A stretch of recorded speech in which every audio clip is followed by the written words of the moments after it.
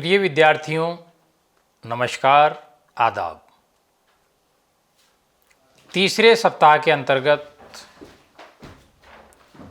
14वें व्याख्यान में मैं डॉक्टर ग़ुलाम फ़रीद साबरी आप सभी का स्वागत करता हूं। इस सप्ताह हम शब्द संरचना के बारे में पढ़ रहे हैं।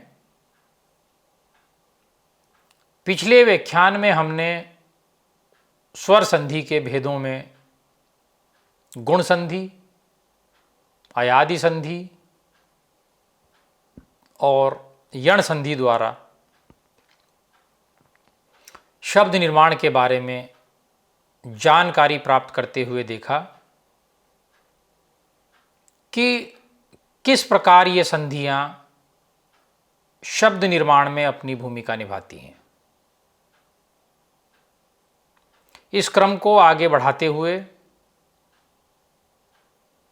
आज के व्याख्यान में हम व्यंजन संधि को पढ़ेंगे और देखेंगे कि किस प्रकार व्यंजन संधि के द्वारा शब्दों का निर्माण होता है। इस विषय के अध्ययन के बाद आप स्वर संधि के अन्य भेदों से परिचित हो सकेंगे, व्यंजन संधि से बनने वाले शब्दों को जान सकेंगे और ये जान सकेंगे कि व्यंजन संधि से शब्दों का निर्माण किस प्रकार होता है। तो आइए शुरू करते हैं व्यंजन संधि। अभी तक हमने स्वर संधि में स्वर से स्वर में परिवर्तन देखा, लेकिन व्यंजन के बाद स्वर या व्यंजन आए तो उनके मिलने से जो विकार होता है उसे व्यंजन संधि कहते हैं। अगर हम व्यंजन संधि की परिभाषा की बात करें तो जब संधि करते समय व्यंजन के साथ स्वर या कोई व्यंजन के मिलने से जो रूप में परिवर्तन होता है उसे ही व्यंजन संधि कहते हैं।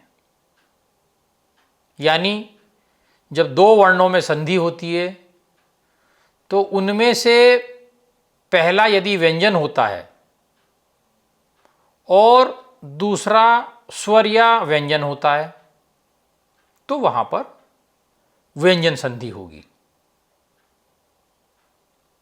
व्यंजन संधि के कुछ उदाहरण मैं आपको बताता हूं, जैसे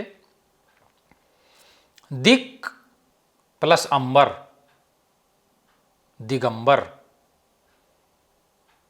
दिक् प्लस गज, दिग्गज। जगत प्लस ईश, जगदीश। तो इन उदाहरणों में आप देख रहे हैं कि व्यंजन के बाद स्वर आए या व्यंजन आए। जैसे दिक् प्लस अंबर, दिक् का व्यंजन है, अंबर आ स्वर आया तो दिगंबर हो गया। जैसे दिक् प्लस गज, दिक् का व्यंजन प्लस गज गाभी व्यंजन तो दिग्गज हो गया। अब हम इस पर विस्तार से बात करेंगे कि व्यंजन संधि में जो परिवर्तन होते हैं वो किस प्रकार से होते हैं, उनके क्या नियम हैं। इसमें जो पहला नियम है वो यह है कि जब किसी वर्ग के पहले वर्ण यानी कि क, च, ट, त, प, जब किसी वर्ग के पहले वर्ण का मिलन किसी वर्ग के तीसरे या चौथे वर्ण से या या र ल व ह से या किसी स्वर से हो जाए। एक बार फिर बता दूं, जब किसी वर्ग के पहले वर्ण का मिलन किसी वर्ग के तीसरे या चौथे वर्ण से या र ल व ह से या किसी स्वर से हो जाए तो का को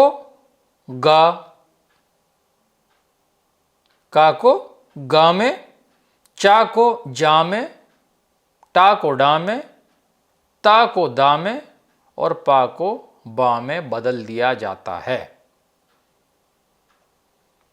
अगर व्यंजन से स्वर मिलता है तो जो स्वर की मात्रा होगी वो हलंत वर्ण में लग जाएगी, लेकिन अगर व्यंजन का मिलन होता है तो वे हलंत ही रहेंगे। अब कुछ उदाहरण आप देखिए जिनमें का परिवर्तन गा में हो रहा है। जैसे वाक प्लस ईश, वागीश, का परिवर्तन गा में हुआ। वाक, दिक प्लस अंबर, दिगंबर, दिक प्लस गज, दिग्गज। तो यहां पर क्या हुआ, का परिवर्तन गा में हुआ। अब कुछ उदाहरण ऐसे देखते हैं जिनमें ट का परिवर्तन ड में हो रहा है। जैसे षट प्लस आनन, षडानन, षट प्लस यंत्र, षड्यंत्र, षट प्लस दर्शन, षड दर्शन। तो यहां पर टा का परिवर्तन डा में हुआ। इसी प्रकार से त का परिवर्तन द में होता है। जैसे सत प्लस आशय, सदाशय, तत् प्लस अनंतर, तदंतर, उत प्लस घाटन, उद्घाटन। और इसी प्रकार से प का परिवर्तन बा में होता है। अप प्लस ज, अब्ज, अप प्लस द, अब्द इत्यादि। तो यहां आपने देखा कि किस प्रकार से क को गा में, च को जा में, ट को डा में, ता को दा में और पा को बा में बदल दिया जाता है। जब आगे बढ़ते हैं हम और देखते हैं कि इसका जो दूसरा नियम है उसमें क्या होता है। अगर किसी वर्ग के पहले वर्ण यानी कि क, च, ट, त, प, इनका मिलन न या म वर्ण, न या म वर्ण, अंगा, या, अणा, न, म के साथ हो तो क का अंग, ट का अणा, त का ना तथा प का म में परिवर्तन हो जाता है। उदाहरण आप देखेंगे, क का अंगा में परिवर्तन, दिक प्लस मंडल, दिग्मंडल, वाक प्लस में, वांग में। इनमें क्या है, क का परिवर्तन अंगा में हो रहा है। ट का अण में परिवर्तन देखिए, षट प्लस मूर्ति, षणमूर्ति, षट प्लस मुख, षणमुख, षट प्लस मास षणमास। ता का परिवर्तन न में होता है। जैसे उत प्लस मूलन उन्मूलन, उत प्लस नति उन्नति, जगत प्लस नाथ जगन्नाथ। यहां पर क्या है? ता का परिवर्तन ना में हो रहा है। अब तीसरे नियम की ओर बढ़ते हैं। जब त का मिलन ग, घ, द, ध, ब, भ, य, र, व इत्यादि से या किसी स्वर से हो तो द बन जाता है। और म के साथ क से मां तक के किसी भी वर्ण के मिलने पर मां की जगह पर मिलने वाले वर्ण का अंतिम नासिक वर्ण बन जाएगा। उदाहरण देखते हैं। म का क, ख, ग, घ अंग के साथ मिलन। जैसे सम प्लस कल्प संकल्प, सम प्लस ख्या संख्या, सम प्लस गम संगम, शम प्लस कर शंकर। और जब मां का च, छ, ज, झ, या के साथ मिलन होगा तो सम प्लस जीवन संजीवन, सम प्लस चय संचय, किम प्लस चित किंचित। और मां का जब ट, ठ, ड, ढ, अण के साथ मिलन होगा तो दम प्लस ड दंड, खम प्लस ड खंड।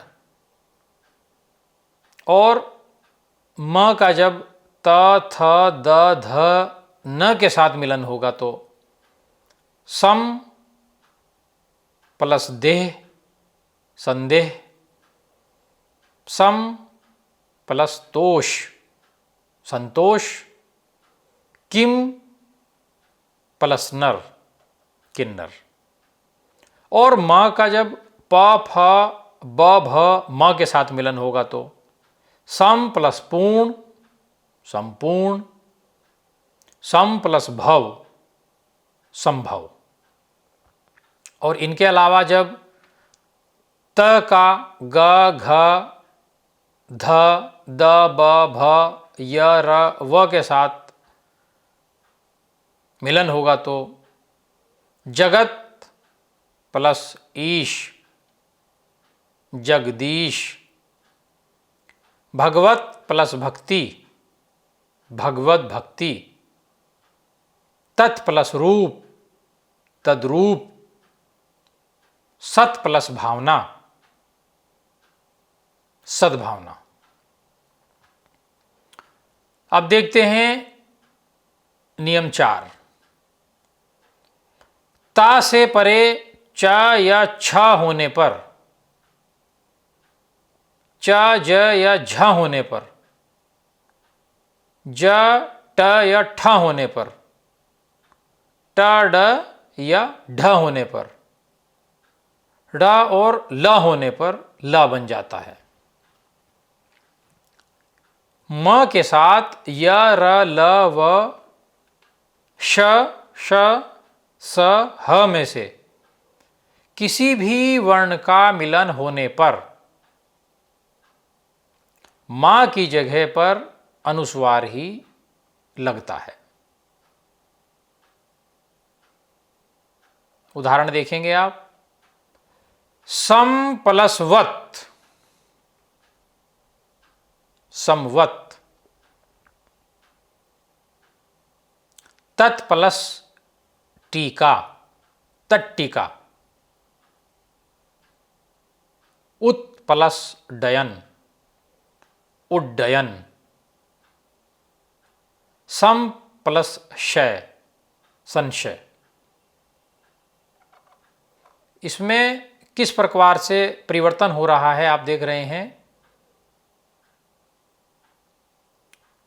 क्योंकि इसमें ता से परे चा या छा होने पर चा, और जा या झा होने पर जा, ट या ठा होने पर टा, डा या ढा होने पर डा, और ला होने पर ला बन जाता है।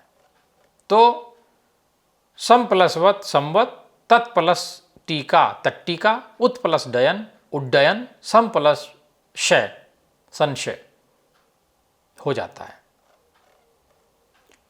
पांचवें नियम की ओर बढ़ते हैं। जब त का मिलन अगर श, बड़े श से हो तो त को च और बड़े श को छ में बदल दिया जाता है।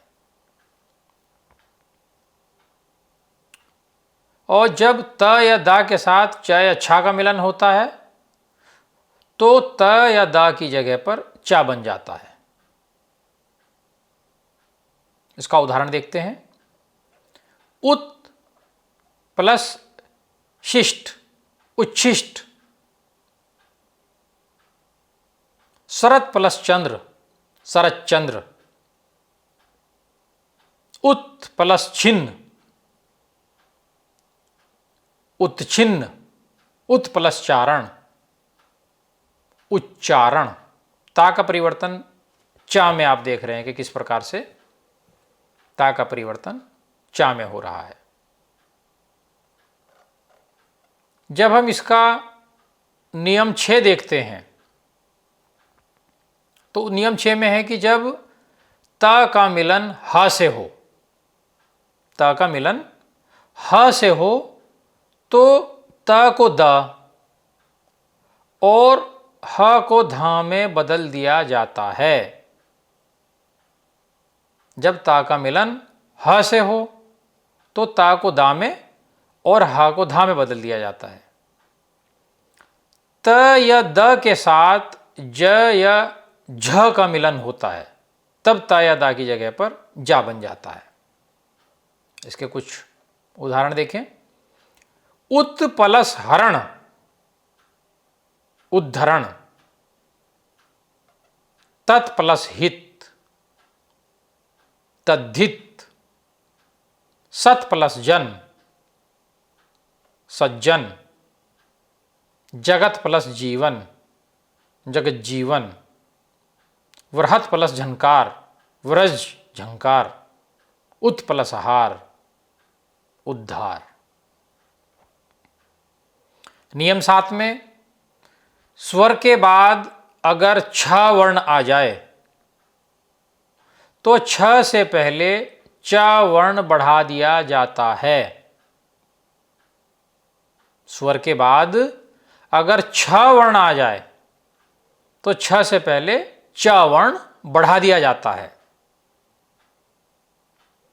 त या द के साथ ट या ठ का मिलन होने पर त या दा की जगह पर टा बन जाता है। और जब त या द के साथ ड या ढा का मिलन होगा तो वहां पर त या दा की जगह पर डा बन जाता है। उदाहरण देखिए। आ प्लस छादन, यहां स्वर के बाद छा आया है तो उससे पहले चा लग जाएगा। आ प्लस छादन, आच्छादन।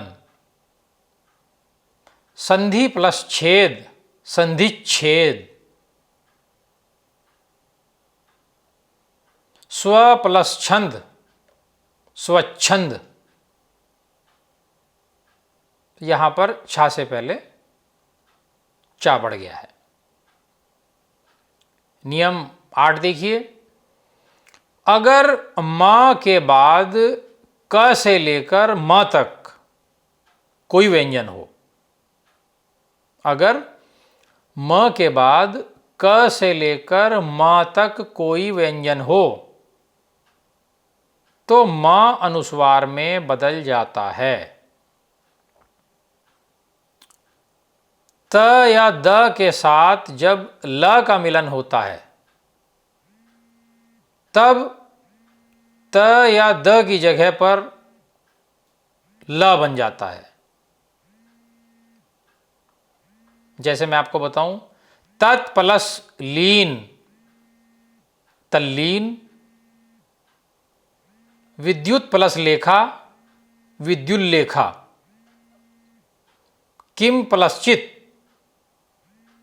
किंचित, उत प्लस लास उल्लास। इनमें आपने देखा कि त या दा के साथ जब ला का मिलन हो रहा है तो त या दा की जगह पर ला बन रहा है, और मां के बाद क से लेकर मां तक कोई भी व्यंजन हो तो उसमें मां अनुस्वार में बदल जाता है। अब नियम 9 देखते हैं। मां के बाद य, र, ल, व, बड़ा श, पेट पटा श, स और ह में से कोई एक व्यंजन हो तो मां अनुस्वार में बदल जाता है। मां के बाद य, र, ल, व, श, स, ह में से कोई भी व्यंजन हो तो मां अनुस्वार में बदल जाता है। जैसे सम प्लस योग संयोग, सम प्लस हार संहार, सम प्लस वाद संवाद, सम प्लस शय संशय। यहां मां जो है वो अनुस्वार में बदल गया है।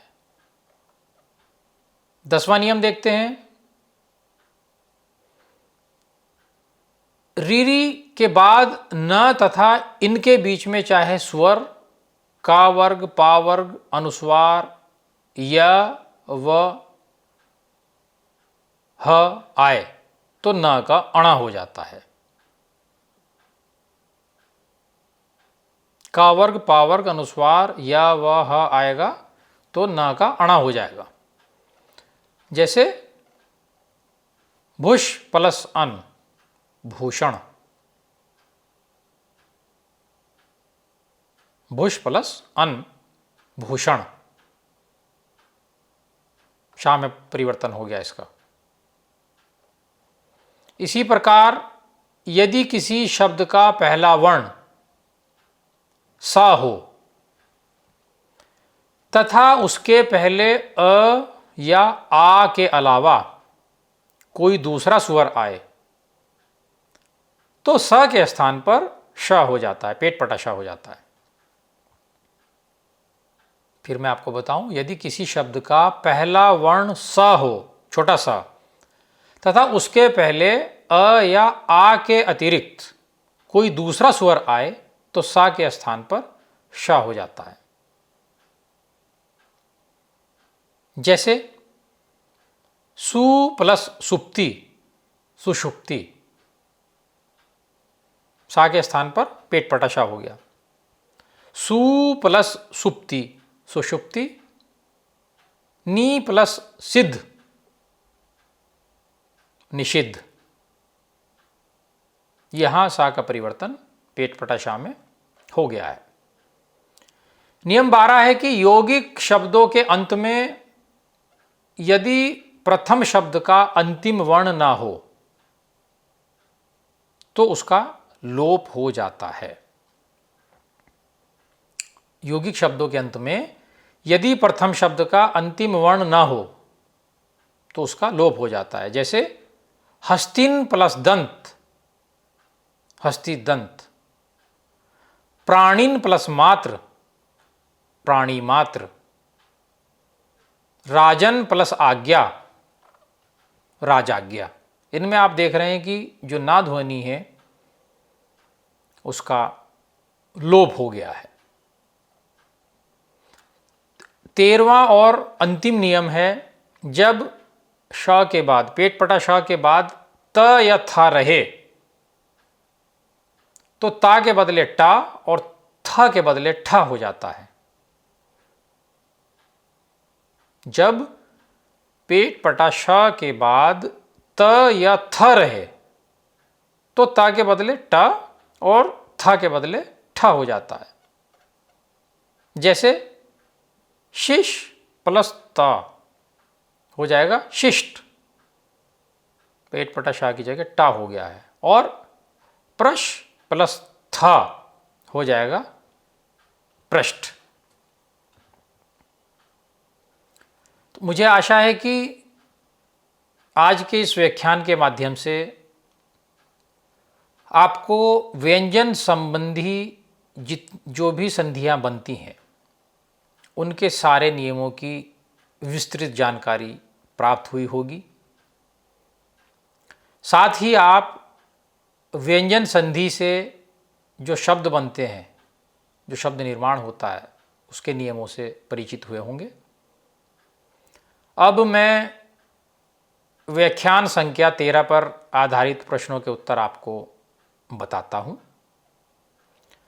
प्रश्न 1 द, प्रश्न 2 अ, प्रश्न 3 स, प्रश्न 4 ब और प्रश्न 5 द। अब आज के व्याख्यान पर आधारित कुछ बहुविकल्पीय प्रश्न हैं जिनके माध्यम से सही विकल्पों का चयन करके आप अपना स्वमूल्यांकन कर सकते हैं। इनमें पहला प्रश्न है वाक प्लस ईश का संधि विच्छेद है। अ वाकीश, ब वागीश, स वाक ईश, द वाग ईश। दूसरा प्रश्न है यदि किसी शब्द का पहला वर्ण स हो तथा उसके पहले अ या आ के अलावा कोई दूसरा स्वर आए तो स के स्थान पर हो जाता है। विकल्प अ पेट पटा श, विकल्प ब बड़ा श, विकल्प स प और विकल्प द छोटा स। तीसरा प्रश्न है म के बाद य, र, ल, व, श, श, स, ह इनमें से कोई एक व्यंजन हो तो म को किस में बदला जाता है? अ का वर्ग में, ब छ वर्ग में, स ता वर्ग में, द अनुस्वार में। चौथा प्रश्न है संयोग शब्द का संधि विच्छेद होगा। अ सम प्लस योग, ब सन प्लस जोग, सा सम प्लस जोग और द सन प्लस योग। पांचवा और अंतिम प्रश्न है जब त का मिलन अगर श से हो, बड़े श से हो तो त को परिवर्तित कर दिया जाता है। विकल्प अ झ में, विकल्प ब ज में, विकल्प स च में और विकल्प द छ में। धन्यवाद।